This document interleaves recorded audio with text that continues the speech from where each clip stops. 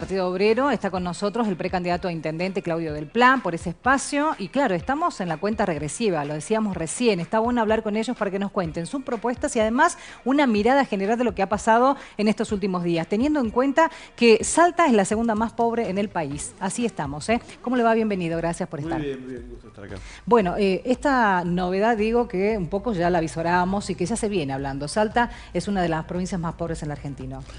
Bueno, por eso, es un tema muy de fondo porque tenemos 42% de pobreza, 50% de trabajo en negro, o sea, la semana pasada, e incluso los indicadores calculan menos de lo que es, porque esto es la medida de, de las grandes ciudades.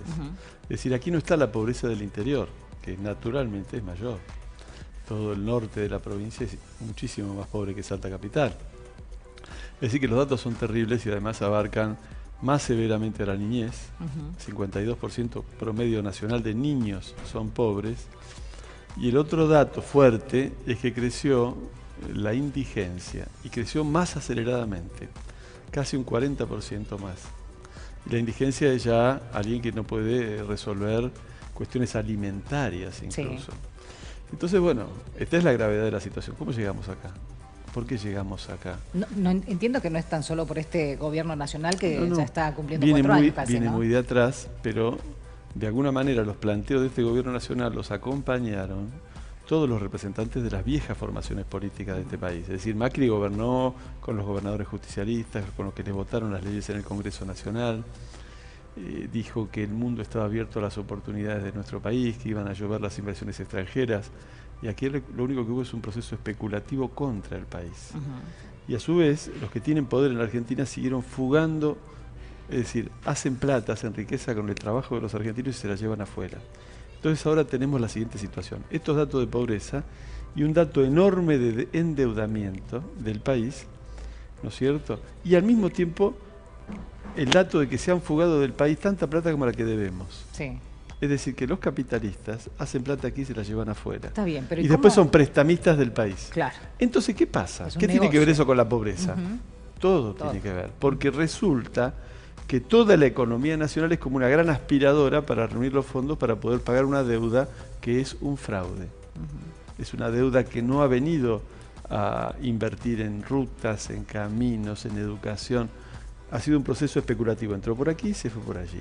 Ahora, con esta Entonces realidad, la izquierda plantea revertir esto. Claro, pero ¿de qué manera? Digo, porque estamos en esta situación caótica que no salimos con un gobierno nuevo de la noche a la mañana.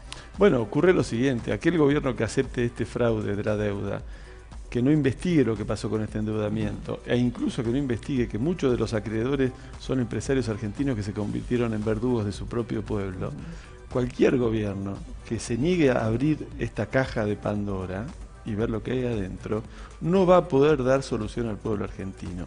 Es falso lo que dice Fernández, de que se puede pagar esta deuda, que es un fraude, sin hambrear al pueblo. Eso es mentira. O sea que de encontrarnos con este gobierno, porque prácticamente este sector ya avisora que van a asumir, vamos a tener la misma situación o peor. Bueno, esta semana se han reunido con los distintos acreedores, les han dicho que van a pagar la totalidad de la deuda y que probablemente sigan el camino de Uruguay. Uruguay también tenía una deuda y decidió, digamos, reconocerla en su totalidad, primero, el 100%. Sí.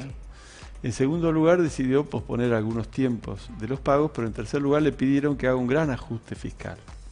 Por ejemplo, vos vas a Uruguay y es impagable la luz eléctrica.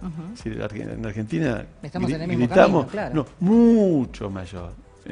Y todos los servicios públicos. ¿Por qué? Porque para pagar esa deuda le han exigido al Estado que tenga un superávit muy grande, entonces los servicios son impagables. La población ha sufrido muchísimo, incluso ha habido congelamiento de salarios públicos e incluso rebajas nominales. ¿Te acordás de la época de la Rúa, que de la Rúa rebajó el 10% los salarios y las jubilaciones? Bueno, el gobierno uruguayo hizo eso para pagar la deuda. Bueno, ese es el camino de Fernández. Entonces nosotros decimos, no, si la deuda es un fraude hay que investigarla en su totalidad, hay que tomar medidas soberanas para proteger al pueblo argentino.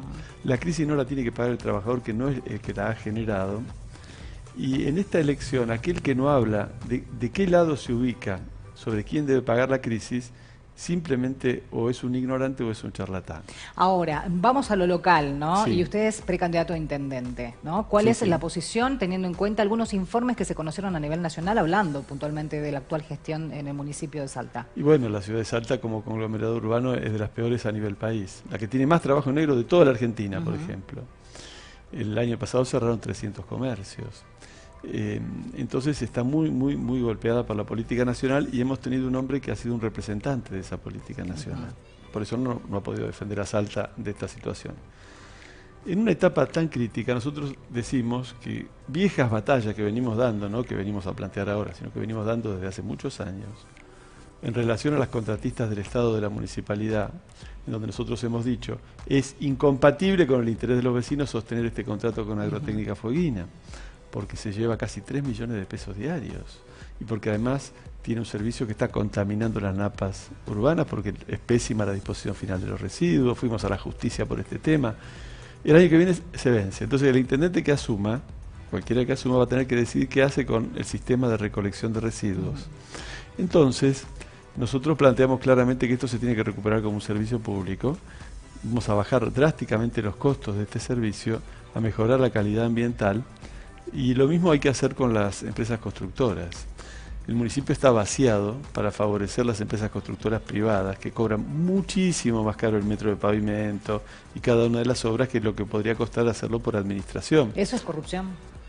Y sí, corrupción al punto tal que en esta intendencia se tuvo que ir por la puerta de atrás en febrero de este año el secretario de Hacienda de la municipalidad, y está entre los investigados de una asociación ilícita entre empresarios que incluso cobraron obras que nunca se hicieron. Entonces nosotros, ¿cuál es el paso que el Partido Obrero y nuestra lista Unidad dentro del Frente de Izquierda plantea?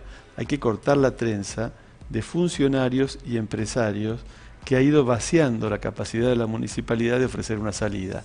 Si a su vez vos le agregás el hecho de que tenés a un municipio que va a sufrir las consecuencias de esta quiebra nacional. A mí me tocó, yo fui concejal una sola vez en la ciudad, el año 2001, con el municipio en quiebra. Así que yo sé muy bien lo que es un municipio en quiebra, donde los obreros, por ejemplo, cobraban sus salarios en cheques diferidos, que tenían que ir a vendérselo a un usurero y le daban la mitad de su valor. Entonces nosotros, el cambio que implicamos en la municipalidad es que nosotros en un municipio en quiebra vamos a hacer todo lo necesario para que los afectados por la quiebra no sean ni los trabajadores ni los vecinos de la ciudad.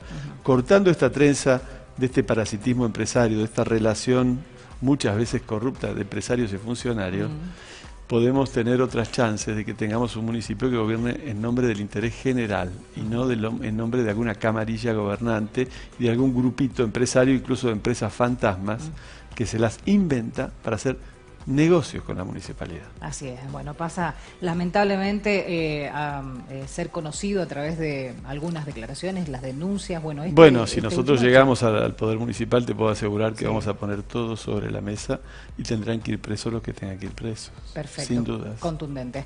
Bien, ¿se prepara para el 6 de octubre? ¿De qué manera? ¿Hay algún cierre? Sí, mañana vamos a hacer algo muy original en la peatonal, porque vamos a hacer una escenificación. Vamos a presentar cuál es la salida que plantean los candidatos de los partidos tradicionales y la gente va a poder entrar por un túnel y va a ver qué se va a encontrar en esa salida: pobreza, ajuste, reforma laboral, reforma previsional. Y del otro lado va a estar nuestra salida, la que ofrece la izquierda, que al contrario es la defensa del salario, de las jubilaciones, la investigación y el no pago de una deuda que es un fraude, cortar la trenza con estos empresarios. Es decir, vamos a presentar en dos túneles la salida que la izquierda propone. Entonces la gente va a saber que puede tomar por un camino o por el otro. Bien, pero ¿qué es una escenografía? Es una puesta en escena que vamos a hacer en una especie de teatralización, digamos, claro, algo así. 3D. Va a ser 3D. Para demostrar que la izquierda es muy moderna. Bien, perfecto. Dale. Entonces, mañana a las 10 en la peatonal. ¿Todo el día? Sí, vamos a estar un buen rato. Bueno, y ahí termina la campaña. No, y a la tarde hay una batucada, caminata por todo el centro de la ciudad alrededor de las 20 horas. Bueno, y ahí ya directamente hasta el 6. Bueno, muchas gracias por venir. Por favor. Vamos a un corte, ya volvemos.